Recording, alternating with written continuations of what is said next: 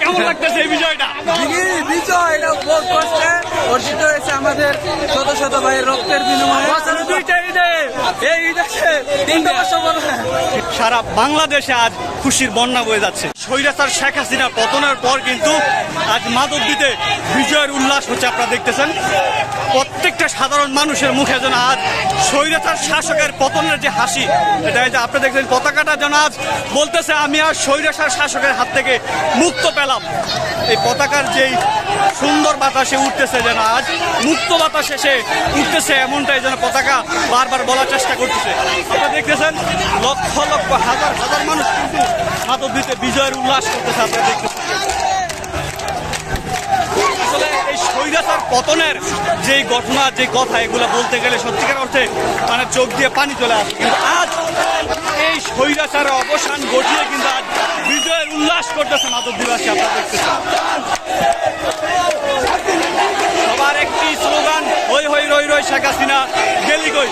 এই যে দেখছেন পতাকাগুলো উঠতেছে, তারা পতাকা কেমন যেন বারবার বলার চেষ্টা করতেছে এই স্বৈরাচার শাসকের হাত থেকে আমি আজ মুক্তি পেয়েছি। সেই মুক্তির বাতাসে, সেই মুক্তির মিছিলে কিন্তু আজ মাধবদীবাসী আজ একত্রিত হয়েছে। শুধু মাধবদীতে নয়, সারা বাংলাদেশে আর সাধারণ মানুষ মাঠে নেমেছে, রাস্তায় নেমেছে, বিজয়ের উল্লাস করতেছে। আপনারা দেখতেছেন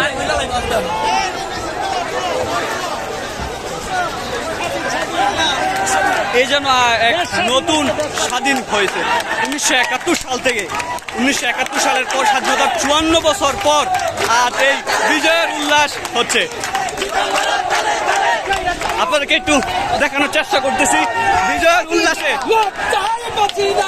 আমাদের নরসিংদী ছাত্র আন্দোলনের সভাপতি মোহাম্মদ খায়রুল কবির ভাই আমাদের সাথে যুক্ত হয়েছেন। আমাদের আপনার ভাই কেমন লাগতেছে এই বিজয়টা?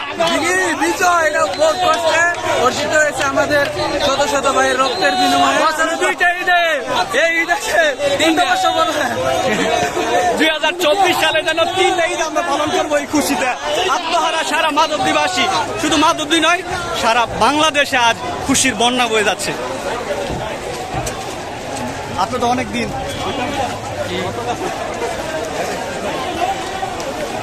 আসলে মানে বলার ভাষা হারাই ফেলছি।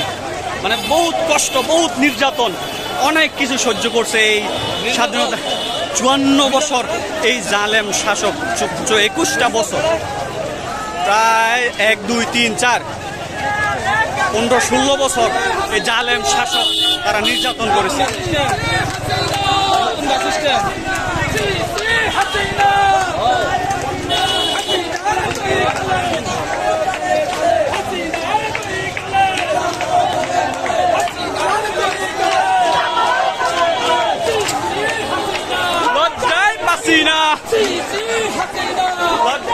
Hasina!